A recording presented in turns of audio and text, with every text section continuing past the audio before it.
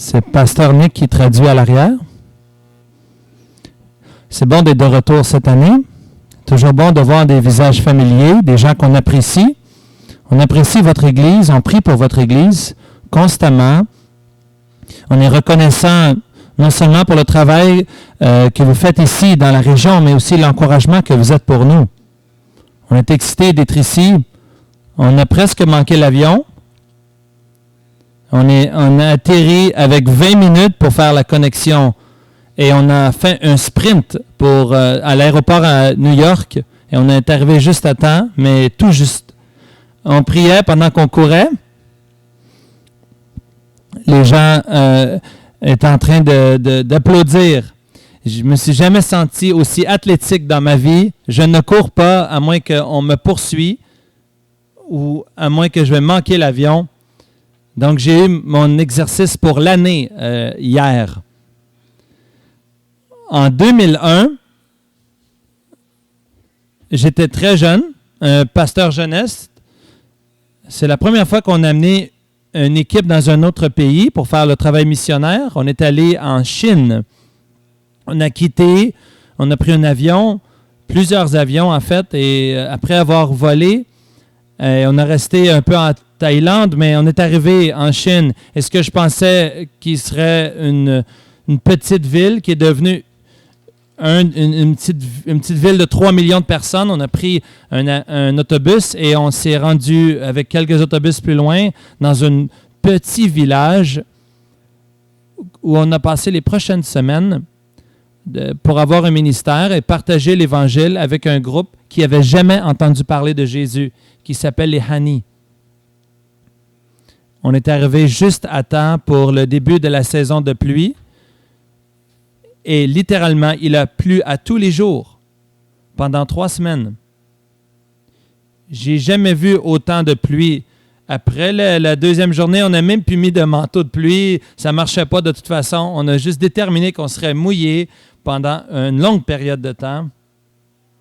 On était tellement haut dans les montagnes. Je ne sais pas comment on s'est rendu, mais l'autobus qui avait commencé le voyage a resté pris dans la boue. Et on nous a fait sortir de l'autobus par le chauffeur. Et puis, on a dû marcher les derniers milles pour arriver dans... il y a un pick-up qui nous a ramassés. On a sauté dans la boîte du pick-up avec des Chinois qui n'avaient jamais vu quelqu'un qui n'était pas chinois. Et on a fait le reste du voyage jusqu'au village. Et c'était très beau, c'était merveilleux. On était très haut dans les montagnes en Chine, à quelque part. Mais ce qui est intéressant, le mardi de la première semaine, j'ai remarqué qu'il y a quelque chose qui s'est passé que je ne m'attendais pas. Ce qui est arrivé, c'est que dans cette petite ville, dans ce petit village, en fait, qui est devenu un marché pour des villages autour. Certains qui étaient à plusieurs milles de ce village, donc des plus petits villages. Donc, le mardi, tout le monde convergeait au marché de ce petit village. Et la rue de ce village est devenue un marché massif. Et il y avait des tables, des tentes, des gens qui vendaient différents items, des produits, ça peut être des vêtements, n'importe quoi que tu pourrais avoir besoin. Les gens venaient le mardi et ils achetaient tout ce qu'ils avaient besoin pour la prochaine semaine. Et on transformait cette petite rue comme dans un marché.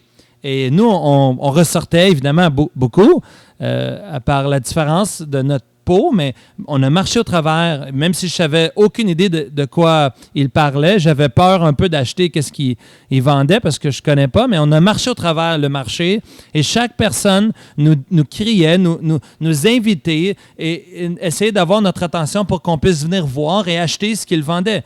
Et des fois, ce que cette personne vendait semblait être identique à ce qu'une autre personne vendait. Mais chacun croyait qu'ils avaient le meilleur produit et qu'on avait un désespérant besoin d'avoir leur produit. Ils nous criaient, ils nous invitaient. Ils faisaient tout pour nous attirer, pour prendre ce qu'ils voulaient donner et vendre. Et on a regardé toute la journée alors que les villageois des villages autour sont venus dans cet autre village et ont acheté, ils sont venus de d'autres village pour venir acheter ce qu'ils avaient besoin pour subvenir à leurs besoins pour la semaine. Aujourd'hui, on va regarder un passage dans Ésaïe chapitre 55. Et dans ce passage, dans Ésaïe chapitre 55, le prophète Ésaïe va nous donner la même image de ce marché. Et ce qu'on va voir aujourd'hui, c'est qu'il va nous présenter, faire un portrait de Dieu, comme si Dieu est dans le marché et qu'il nous invite, qu'il nous appelle alors que nous passons devant lui. Comme le marché que j'ai expérimenté dans les montagnes de la Chine, que les gens nous criaient, nous appelaient, nous invitaient, ceux qui passaient, Dieu, au travers le prophète Ésaïe, au travers la parole, est en train de crier, de nous appeler, de venir voir ce qu'il a à nous offrir. Donc, regardez avec moi dans Ésaïe chapitre 55, et on va commencer tout de suite au verset 1. Vous tous qui avez soif, venez aux eaux, même celui qui n'a pas d'argent, venez acheter et manger. Venez acheter du vin et du lait sans argent, sans rien payer. Pourquoi pesez-vous de l'argent pour ce qui ne nourrit pas? Pourquoi travaillez-vous pour ce qui ne rassasie pas? Écoutez donc, et vous mangerez ce qui est bon, et votre âme se délectera de mets succulents. Prêtez l'oreille et venez à moi. Écoutez, et votre âme vivra. Je traiterai avec vous une alliance éternelle pour rendre durable mes faveurs envers David. Voici, je l'établis comme témoin auprès des peuples, comme chef et dominateur des peuples. Voici, tu appelleras des nations que tu ne connais pas, et les nations qui ne te connaissent pas courront vers toi à cause de l'Éternel ton Dieu, du Saint d'Israël qui te glorifie. Cherchez l'Éternel pendant qu'il se trouve. Invoquez-le tandis qu'il est prêt. Que le méchant abandonne sa voie et l'homme d'iniquité ses pensées. Qu'il retourne à l'Éternel, qu'il aura pitié de lui. À notre Dieu, qui ne lasse pas de pardonner. Car mes pensées ne sont pas vos pensées, vos voix ne sont pas mes voix, dit l'Éternel.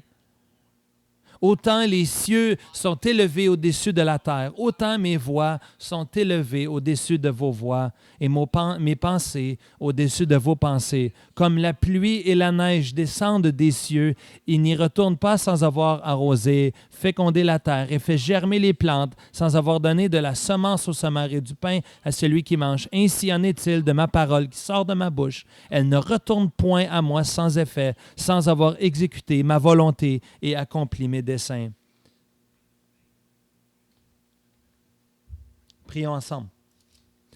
Père, ce n'est pas une petite tâche d'approcher ta parole. Ce n'est pas une petite chose d'avoir ta parole, d'être assis en dessous, sous l'enseignement de ta parole, d'apprendre de toi. Je prie, Seigneur, ce matin, que tu puisses nous aider à tourner nos cœurs vers toi. Alors que nous sommes assis et que nous entendons ton appel envers nous, que nous puissions avoir des oreilles ouvertes, des cœurs ouverts, réceptifs.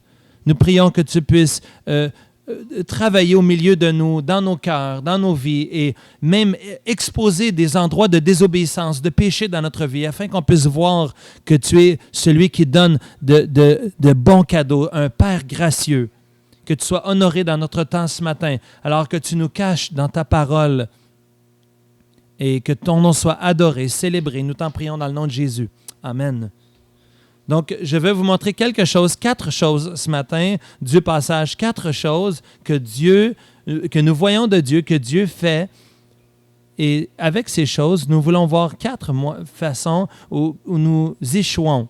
Quatre façons où nous échouons et quatre choses que Dieu fait, quatre choses que nous manquons, quatre échecs de notre part. Premièrement, Dieu donne des dons bons et parfaits. Dieu donne ce qui est bon et parfait. Vous voyez ça au verset 1.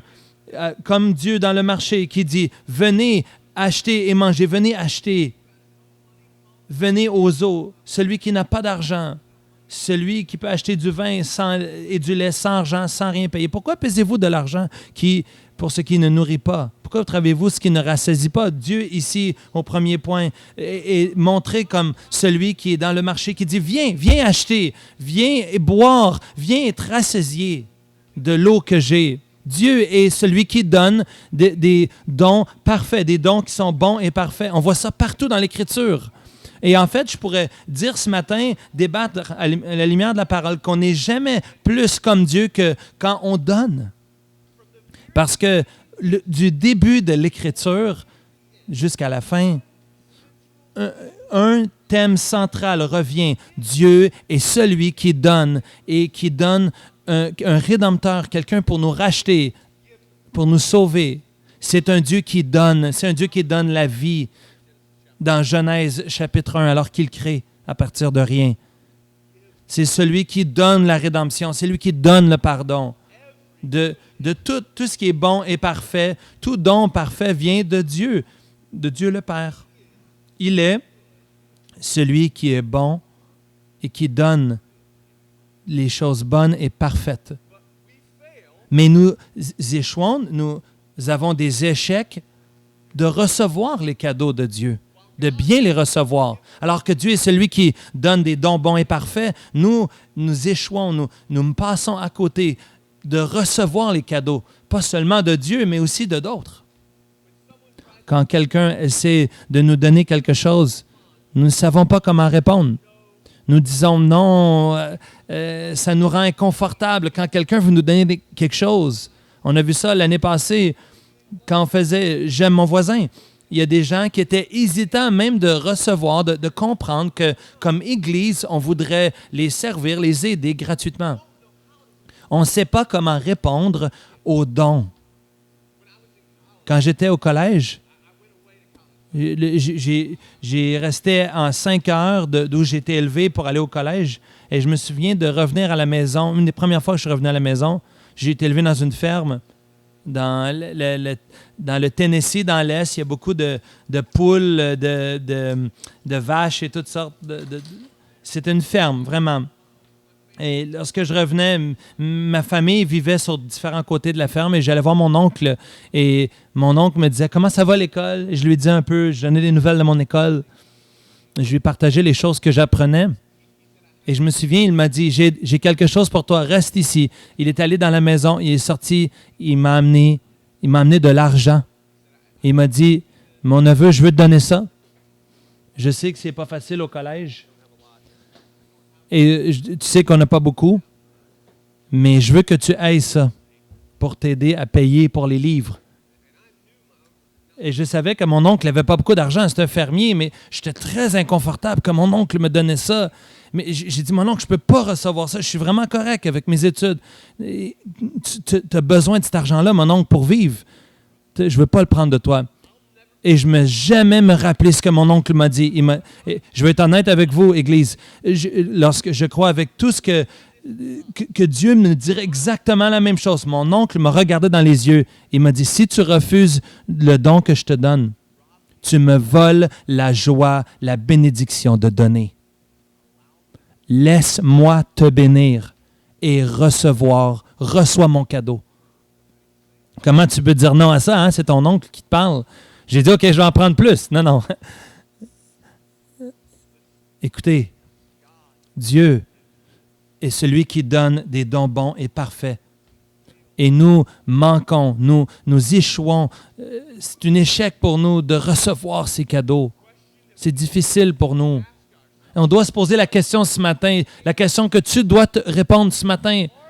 Est-ce que tu es en train de recevoir avec difficulté les dons bons et parfaits que Dieu veut te donner? Veux-tu, volontairement, es-tu prêt à recevoir des cadeaux? Et plus important encore, le cadeau que Dieu veut te donner désespérément. Mais nous pensons que nous savons. Nous pensons que nous n'avons pas besoin. Nous pensons qu'on est correct. De recevoir un cadeau, ça veut dire qu'on n'est pas capable par nous-mêmes, on a besoin d'aide. On est faible. Il n'y a rien de plus vrai. On n'est pas capable par nous-mêmes. Non, c'est pas ça que la Bible nous dit. Quand Dieu nous dit dans les versets 1 et 2, il nous invite à ceux qui sont dans le besoin. Ils invitent ceux qui sont dans le besoin. Il leur dit, tous ceux qui ont soif, venez aux eaux. Celui qui n'a pas d'argent, vient acheter et achète du lait, achète du vin sans prix. J'ai dit à mon oncle, j'ai de l'argent.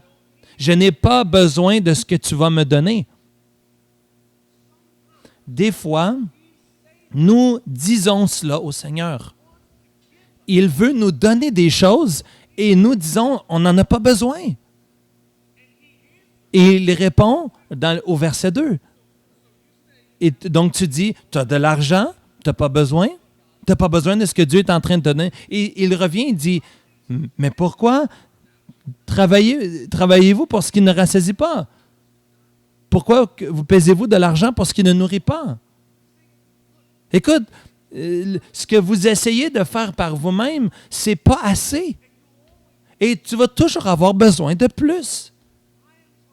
Donc, moi, je suis assez de vous dire, Dieu dit, j'essaie de vous donner un cadeau bon et parfait. Prends ce cadeau, reçois cette bénédiction, ce cadeau que je veux vous donner. Et pour certains d'entre vous ce matin, cela veut dire, pour la première fois dans ta vie, tu dois te soumettre à l'autorité de Dieu et recevoir le meilleur cadeau que Dieu peut te donner, c'est Jésus son Fils. Et pour d'autres parmi vous ce matin qui sont déjà des croyants, qui veut dire que nous devons regarder dans nos propres cœurs pour voir si est-ce que notre orgueil nous vole, nous empêche de recevoir ce que Dieu veut nous donner dans notre vie. Toi et moi, nous sommes nos pires ennemis pour ce qui est d'expérimenter la vraie joie. Nous sommes le problème. Écoutez, Dieu n'est pas celui qui donne avec hésitation. Il n'est pas dans le ciel un vieux monsieur tout qui grogne puis qui donne, qui hésite et qu'on doit forcer la main de Dieu pour qu'il nous donne. Dieu veut nous donner. On a juste à mettre notre orgueil de côté et recevoir ce qu'il veut vraiment nous donner. Et Dieu donne des dons bons et parfaits. Mais nous échouons de recevoir les cadeaux et de bien les recevoir. Dans Matthieu, chapitre 5, verset 6, dans une section qu'on appelle les Béatitudes, il dit « Heureux ceux qui ont faim et soif de la justice, car ils seront rassasiés. » Car ils seront rassasiés. Des fois, on va au restaurant. Certains restaurants vous donnent du pain lorsque vous attendez de commander. J'imagine que ça arrive ici aussi. Des fois, c'est un restaurant italien ou une autre place comme ça. Et nous, on a 4 enfants et ma femme et moi, on est 6. Et c'est long, des fois, de commander et d'avoir la nourriture. Même si tout le monde commande le macaroni au fromage et les languettes de poulet. Mais bon, on reste là pendant 30 minutes pendant que tout le monde décide qu'est-ce qu'ils vont acheter. La même chose, c'est les macaronis au fromage avec des languettes de poulet. Et on attend... La serveuse va nous amener le pain avec le beurre. Et si on ne fait pas attention, lorsqu'on est assis, lorsqu'on essaie de décider qu'est-ce qu'on va commander, on va manger tellement de pain que par le temps que le repas arrive, on est plein. Imaginez. Qu'est-ce qui va arriver, c'est que on va prendre les plats pour emporter, puis on va le manger à la maison. Et presque à chaque fois, dès qu'on arrive à la maison, on vient de quitter le restaurant. Écoutez, on arrive à la maison et tout le monde réalise que j'ai encore faim. Savez-vous pourquoi? Parce qu'on a mangé du pain, parce que le pain ne rassasie pas. On s'est rempli avec quelque chose pour un moment qui semble estomper notre faim, mais finalement, on n'est pas allé pour ça. On est allé pour le repas, mais finalement, on a décidé de se contenter du pain. Écoutez, Église, il y a tellement de fois dans nos vies que nous nous contentons du pain alors que Dieu veut nous donner la viande de sa parole. Et nous nous remplissons de ce qui nous satisfait pour l'instant, mais finalement, on a encore faim. On n'est pas rassasié pour ce qui est profond. Et Dieu est cela pour nous. Dieu est comme cela. Et je me demande ce matin, avec quoi tu es en train de remplir ta vie, qui te satisfait pour le moment, mais qui te laisse encore sur ta faim, où tu n'es pas rassasié. Et ce matin, dans quelques instants, tu vas avoir l'occasion de répondre et de confesser cela au Seigneur, de mettre de côté ton orgueil et de confesser que nous luttons de recevoir les cadeaux. et qu'à plusieurs reprises, on est tellement occupé de se rassasier pour le moment que finalement, on n'est pas rassasié complètement pour l'éternité, n'est-ce pas? On a besoin de venir au Seigneur ce matin et de se rassasier en lui. On a besoin de faire ça. Et je me demande, c'est quoi dans ta vie avec lequel tu te remplis plutôt que de te rassasier du Seigneur? On voit que Dieu donne des dons bons et parfaits, mais nous, c'est un échec pour nous de recevoir. Mais aussi, on voit que Dieu parle et nous donne la vie. Et trop souvent, nous manquons, nous n'écoutons pas.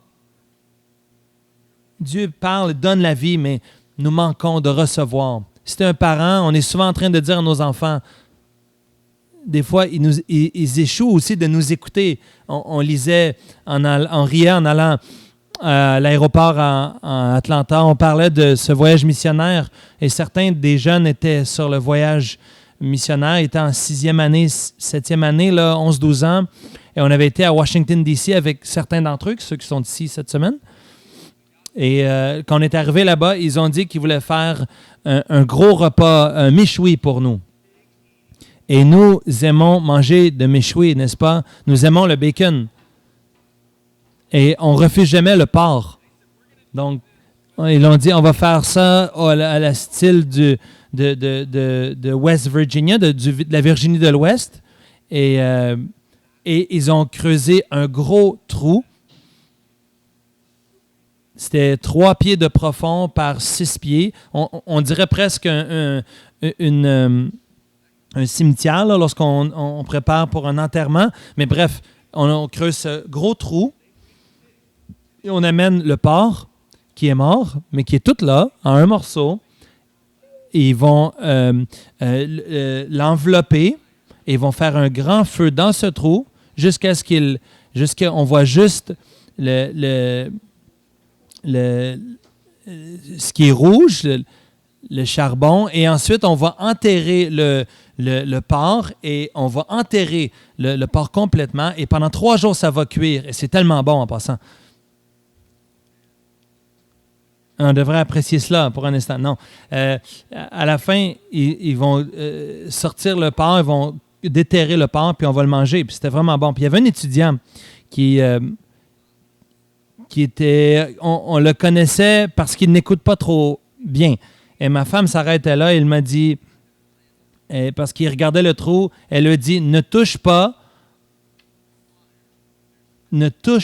le charbon parce qu'ils sont encore très chauds. » C'est assez évident, n'est-ce pas? Si tu touches ça, ça va faire mal. Elle se retourne et elle marche. 30 secondes plus tard, on entend un jeune qui crie et qui pleure. Et on voit ce petit garçon qui court jusqu'à la maison et qui avait, en fait, s'était penché. Il avait assez de prendre du charbon très chaud et qui avait brûlé ses doigts, qui avait déjà une ampoule. Elle essayait de l'aider. Ne touche pas au charbon, il est chaud, ça va te faire mal. Elle avait essayé de lui donner la vie, mais on ne veut pas t'enterrer dans le trou, on veut te ramener. Non, non, on n'a pas le droit de t'enterrer dans ce trou. On veut te ramener à tes parents. Il n'a pas bien écouté. Comme nous ne recevons pas bien les cadeaux, en fait, nous recevons pas bien les cadeaux, mais nous n'écoutons pas bien non plus. Et Dieu nous parle, nous donne la vie.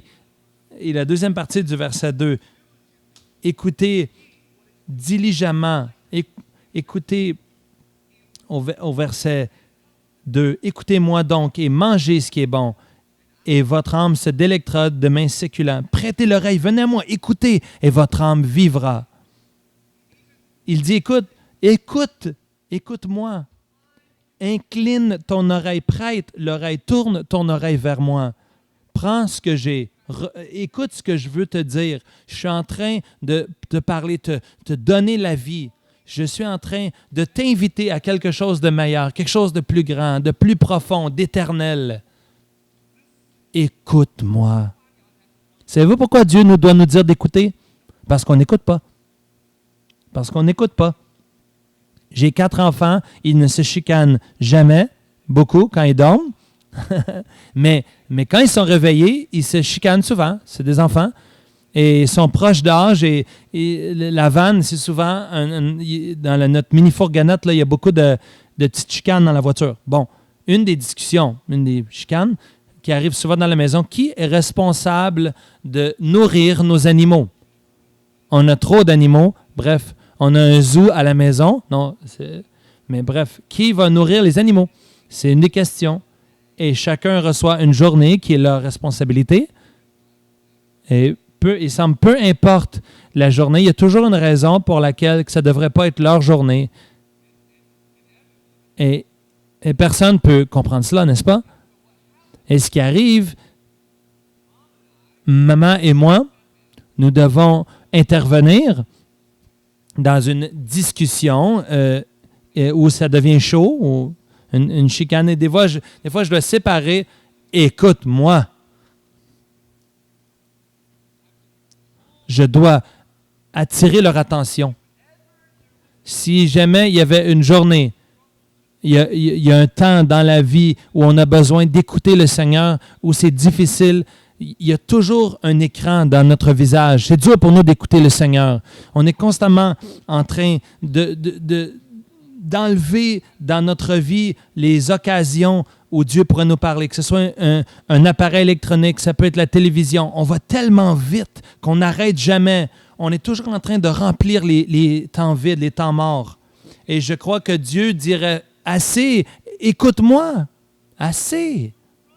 Tu cours et tu es en train de courir vers la mort. Arrête. Incline ton oreille. Écoute les paroles de vie que j'ai pour toi. Écoute. Je ne sais pas c'est quoi dans ta vie que tu utilises pour occuper ces temps vides. C'est peut-être un appareil électronique. C'est peut-être des doutes dans ta vie. C'est peut-être tu es sceptique. Peut-être c'est des blessures d'une autre personne. C'est peut-être la colère au sujet d'une autre personne. Tu peux être ici aujourd'hui et honnêtement penser que dans le moment où tu avais plus besoin du Seigneur, le Seigneur n'a pas répondu à l'appel quand tu avais plus besoin de lui. Et je suis en train de dire, Dieu te dit aujourd'hui, écoute. Je suis en train de te parler et je suis en train de te donner la vie. Mais on n'écoute pas bien. Et c'est pour ça qu'il nous dit, il doit nous répéter et répéter et répéter. Et même dans ce passage, regardez ce que Dieu nous appelle dans ce passage. Ésaïe 55, verset 1. Viens, venez ceux qui ont soif. Venez aux eaux. Venez acheter du vin. Venez acheter du lait.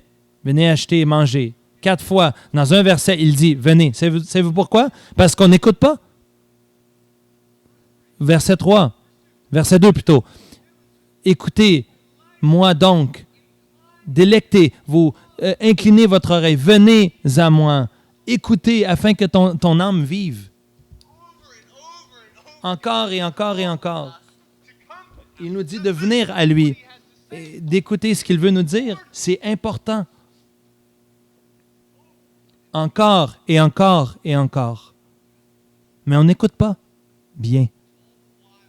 Et tout le long, il veut nous parler, nous donner la vie. Alors que nous sommes en train de courir éperdument jusqu'à la mort. Dans Jean 14, verset 6, Jésus a dit, « Je suis le chemin, la vérité et la vie. Nul ne vient au Père que par moi. » Écoutez, tu veux avoir la paix et la joie dans ta vie? Tu veux avoir le soulagement, tu veux vraiment ressentir ça dans ta vie, ça vient seulement au travers de la vie que Dieu donne en Jésus.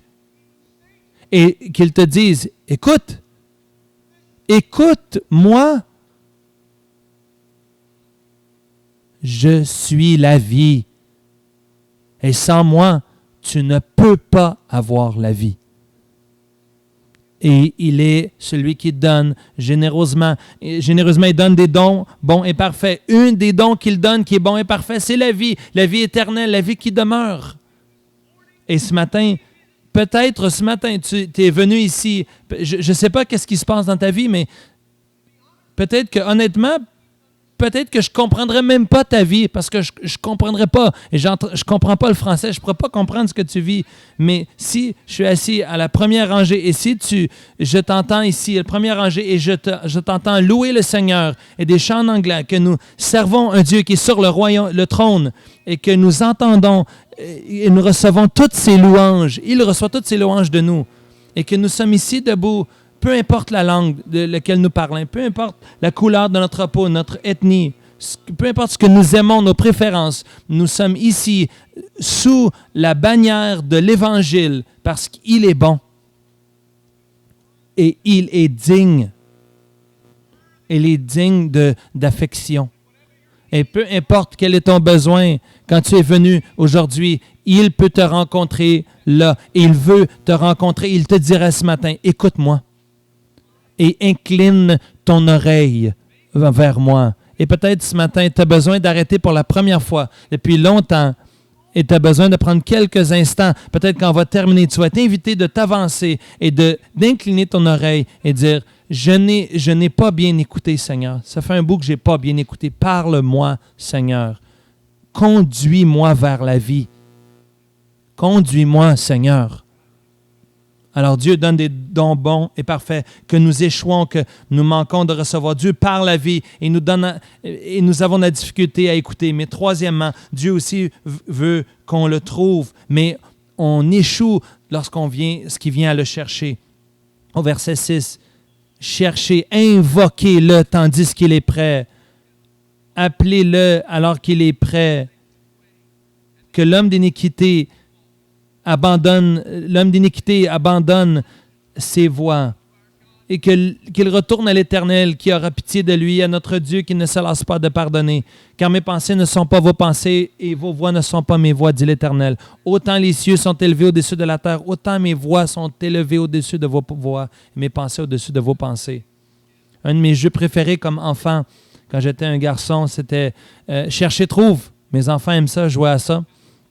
Qu'est-ce qui arrive dans notre maison?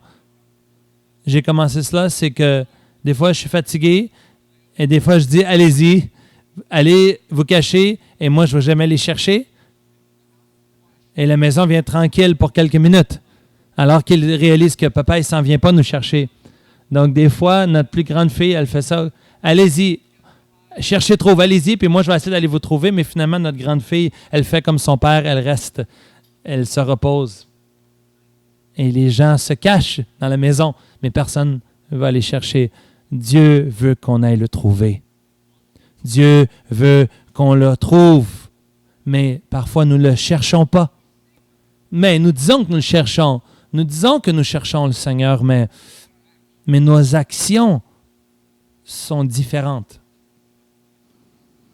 On ne va pas à la poursuite de Dieu. On ne le cherche pas. Dans Ésaïe 53, verset 6, nous dit, nous étions tous errants comme des brebis, chacun suivant sa propre voie. Et l'Éternel a fait retomber sur lui l'iniquité de nous tous. Savez-vous, c'est quoi la beauté de ce verset? C'est que Dieu veut tellement qu'on le retrouve qu'il reconnaît que nous sommes si mauvais pour le retrouver. Et il fait pour nous ce qu'on n'est pas capable de faire nous-mêmes. Il est venu pour nous. Dieu a envoyé son Fils pour nous. Alors que même dans ce moment, même aujourd'hui, Dieu te poursuit parce que toi et moi, nous échouons, nous manquons dans notre poursuite de lui. Et Dieu veut être trouvé. Et peut-être pour certains d'entre vous, la première fois dans votre vie, lorsqu'on va terminer dans quelques instants, tu as juste besoin de venir au Seigneur. Et pour la première fois, le chercher.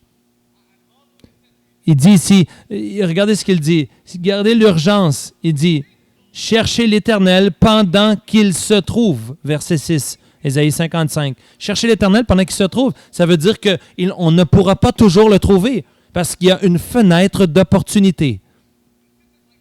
Ce n'est pas une tactique d'essayer de te faire peur. Tu ne sais pas qu'est-ce qui peut t'arriver. Non, je ne sais pas qu'est-ce qui va arriver plus tard. Mais je sais que maintenant, ce matin, aujourd'hui, dans quelques instants, tu as l'opportunité de trouver l'Éternel. Il est possible de le retrouver. Et Dieu t'appelle, Dieu t'invite maintenant. Parce qu'il est celui qui donne des dons bons et parfaits. Parce que c'est le Dieu qui veut te donner la vie. Et peut-être tu es déjà un croyant ce matin, mais tu n'as pas été fidèle en de chercher l'Éternel. Et tu as besoin de ce matin de t'avancer et de mettre ta vie devant le Seigneur une fois de plus et te repentir, te détourner de ton autosuffisance, mais de chercher l'Éternel, de t'engager, de chercher l'Éternel à nouveau. Je ne sais pas où est-ce que tu es ce matin, ta situation, mais je sais que Dieu veut te trouver. Et je sais que là où tu es, il peut te trouver. Et il te poursuit. Et même dans ce moment, ici, aujourd'hui. Et peu importe qui tu es dans cette pièce, Dieu te vise ce matin. Et toi seulement, il veut que tu puisses aller à sa poursuite et le retrouver. Il donne des dons bons et parfaits, on ne les reçoit pas bien. Dieu par la vie, on n'écoute pas. Il désire être trouvé, mais on ne le trouve pas, on ne le cherche pas. Et il veut, quatrièmement, nous restaurer. Nous ne reconnaissons pas que nous sommes brisés. Comme la pluie et la neige descendent des cieux, il n'y retourne pas sans avoir arrosé, fécondé la terre, fait germer les plantes, sans avoir donné la semence au semeur et du pain à celui qui mange. Ainsi en est-il de ma parole qui sort de ma bouche. Elle ne retourne point à moi sans effet, sans avoir exécuté ma volonté et accompli mes desseins. Donc, je ne suis pas très athlétique. Je ne l'ai jamais été. Je n'ai jamais essayé de l'être non plus. J'ai joint une équipe de soccer lorsque j'étais en 4e année. J'ai reçu un coup de pied au visage et j'ai jamais retourné après 2 matchs. J'ai eu une attaque d'asthme aussi dans cette partie-là. Moi, je suis asthmatique. C'est difficile pour moi de faire du sport. Mais j'ai fait des arts martiaux pendant 7 ans. Je ne m'en souviens pas, mais si je regarde des films de Jackie Chan, pensez à moi, niaisez pas avec moi. Mais bon, de mon année secondaire, ma dernière année du secondaire, je venais de terminer un tournoi dans lequel j'avais gagné et j'étais en train de battre quelqu'un qui était meilleur que moi. J'ai fait ça exprès. « Hey, tu as gagné, mais ils ont fait exprès, mais on veut te montrer que tu ne sais pas toute chose, même si tu as gagné le tournoi. » Et dans le milieu de ce combat, je suis venu vers lui. Il a fait quelque chose avec sa hanche. Et pas violemment, mais j'ai tombé sur mon épaule. Mon épaule, je pensais que je l'avais bloqué, mais je me suis relevé. Mais mon bras droit ne bougeait pas, presque pas. Un petit peu, là. Je ne sais pas qu'est-ce que je vais faire, mais bon. Donc, je ne suis pas quelqu'un qui abandonne. Je ne suis pas athlétique, mais je ne suis pas quelqu'un qui abandonne facilement. Seulement au soccer, j'ai abandonné, mais bon. Autre chose, j'ai abandonné. J'abandonne pas sauf le soccer, mais bon. Je me suis battu pendant 10 minutes que finalement, il a réalisé que je ne pouvais pas me battre. Et j'ai été dans ma voiture et je n'étais pas capable de lever mon bras pour changer les vitesses dans ma voiture. J'ai conduit à la maison avec ma main gauche et quand je suis allé voir le médecin, ils ont fait un rayon X. Ils m'ont dit c'est peut-être juste fait un dommage à un tendon. Et c'était moi qui étais le drummer dans le band de l'école. Et il y avait cette compétition. Le médecin a dit ça va être dans 3 semaines. Si tu fais vraiment attention, les ligaments pourraient peut-être se réparer et tu pourrais participer dans le fanfare avec les autres. Donc, je n'ai pas utilisé mon bras pendant 3 semaines. J'ai pas eu de devoir faire des devoirs parce que, écoute, je suis droitier. C'était bien.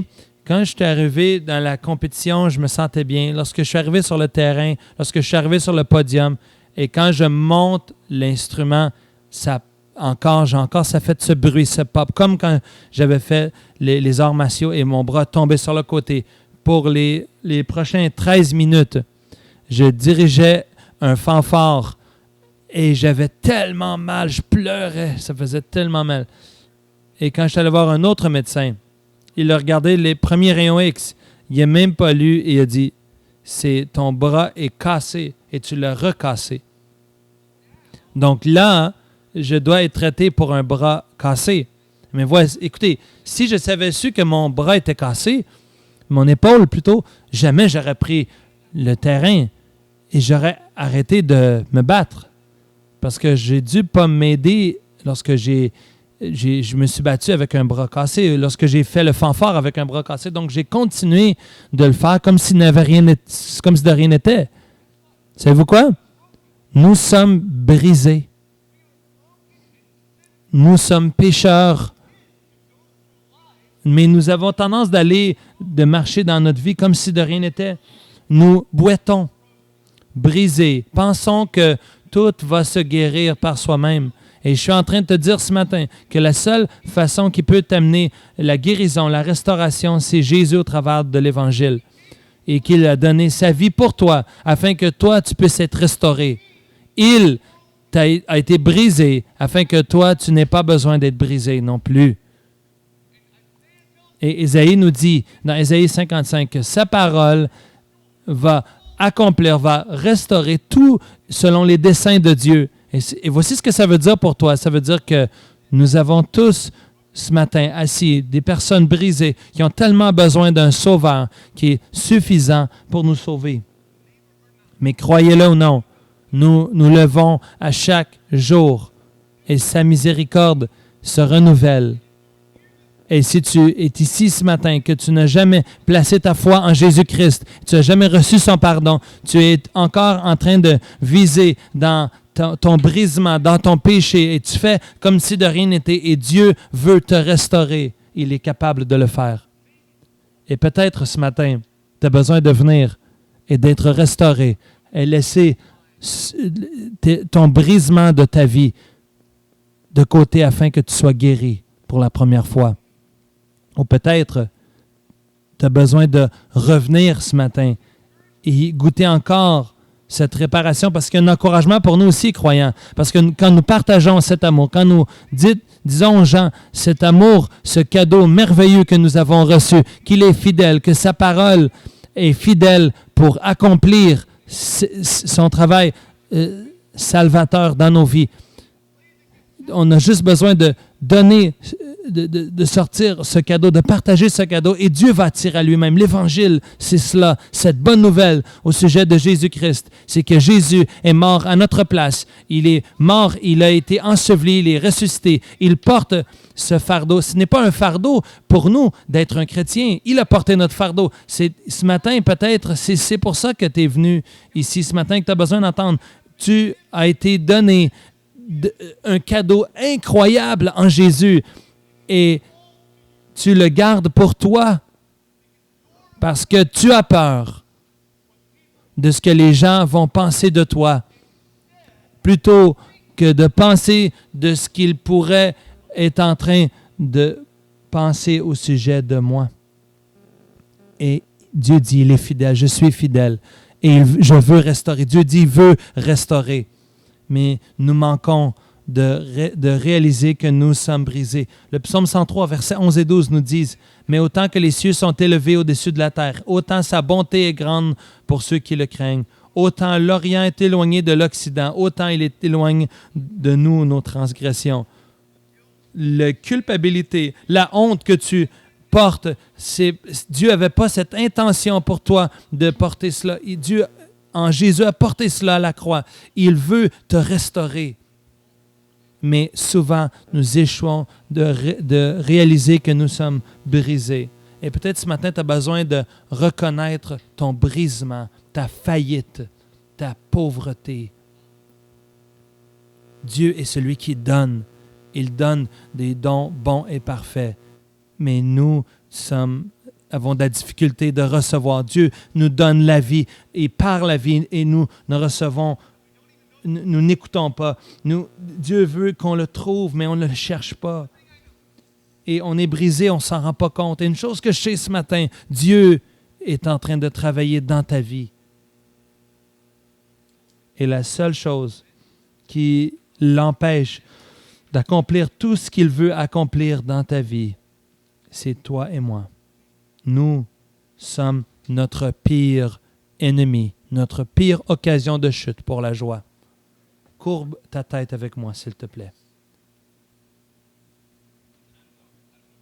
Je ne sais pas avec qui tu es venu, je ne connais pas ta vie, je ne connais pas ce que tu as eu dans ta vie, les douleurs de ton passé, ton espoir pour le futur, mais je sais que lui, il sait. Je ne sais pas si tu es venu ce matin n'ayant jamais placé ta confiance en Jésus. Je ne sais pas si tu vois Dieu comme celui qui donne avec hésitation. Si tu as l'impression que tu es en train de te noyer, peut-être, ou tu as l'impression que tu es correct. Je ne sais pas qu'est-ce que tu es en train de faire dans ta vie, mais je sais que Dieu veut faire quelque chose dans ta vie ce matin. Et peut-être ce matin, peut-être, tu as besoin de venir.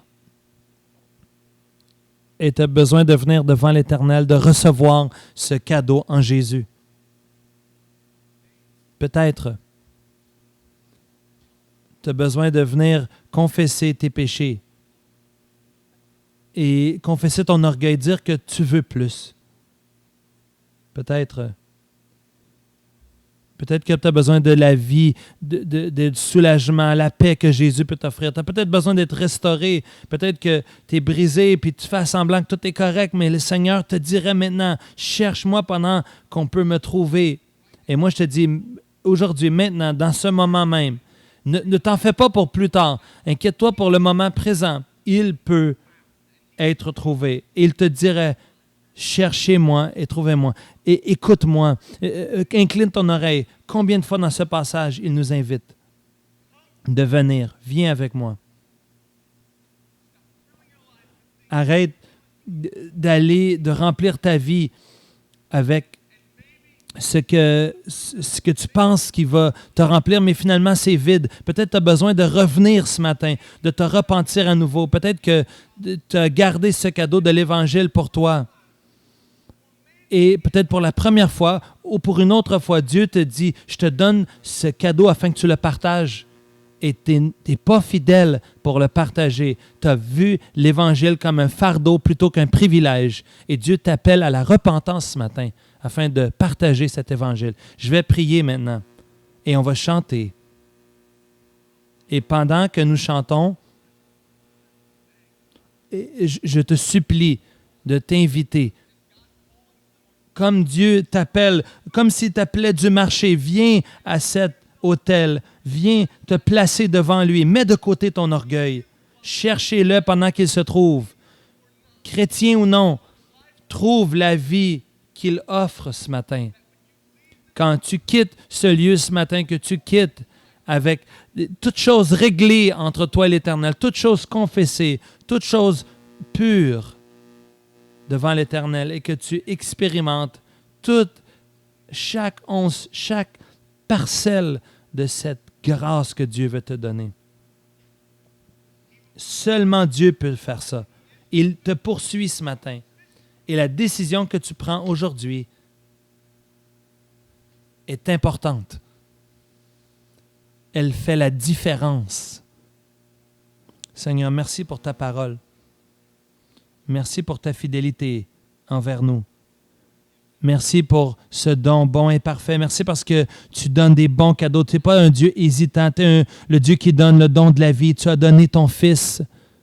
Merci Seigneur. Aide-nous à mettre de côté notre orgueil, qu'on puisse être ouvert devant toi et qu'on puisse considérer rien d'autre que ce moment aujourd'hui, qu'on puisse te chercher pendant que tu te trouves maintenant, qu'on puisse te rencontrer maintenant, que tu puisses nous attirer à toi, qu'on puisse trouver pardon et paix et joie et soulagement. Seigneur, sois adoré en ce moment. Et c'est dans le nom de Jésus-Christ que je prie.